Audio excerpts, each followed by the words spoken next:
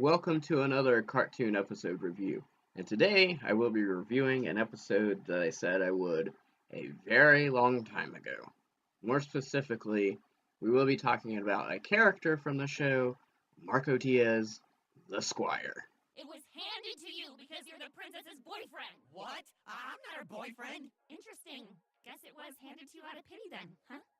I hate to say it, but that's actually kind of true. I mean, think about it. Star accepted the fact that she may never see Marco again and was okay with it. At the point she named him Squire, she had already been with Tom. On the other hand, however, Marco did appear back into Star's life out of nowhere. She had her shit together, and he just showed up at her doorstep. Actually, yeah, she broke up with me.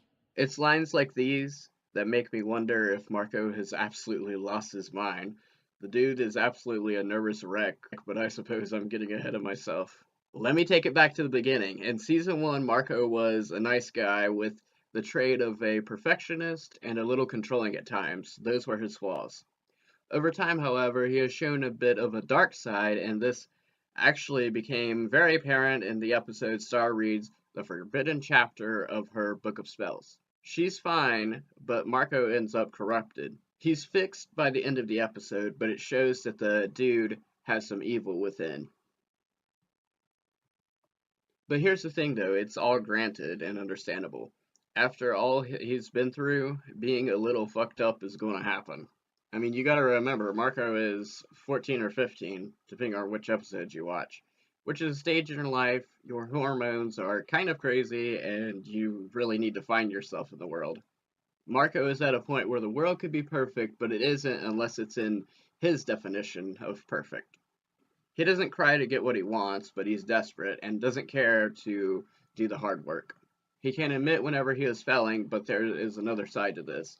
If he sees no problems with his action, then he kind of just blames it on everyone else. No, Jackie, you don't get it. This isn't about me. This is about them. And yes, he absolutely lets things go to his head and gets a massive ego because of it. But in one episode, he gives up his popularity, which shows me that he is working on it. But that's not really what you're interested in, is it?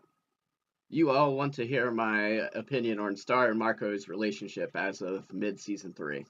How you're making yourself miserable hanging around Star. I get why people ship them, and I kind of do as well, but at this point in the show, I really think it's a bad idea. Let's go back to season 2 to understand this more. Throughout the season, we saw Star's crush on Marco kind of bloom into an obsession. But Marco was with Jackie at the time, and as the Just Friends songs explained, she kind of waited too late and was sort of trapped.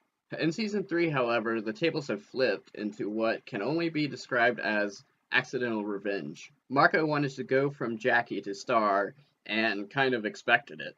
But what Marco needs to understand is people don't just wait, their lives keep moving. You're my best friend, Jackie.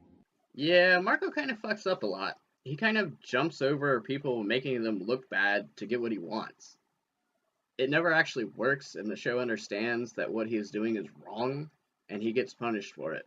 You have dimensional scissors, and you're choosing to live with your unavailable crush? When it comes to making yourself miserable, you are the master, bro. The torture, however, is mostly by himself.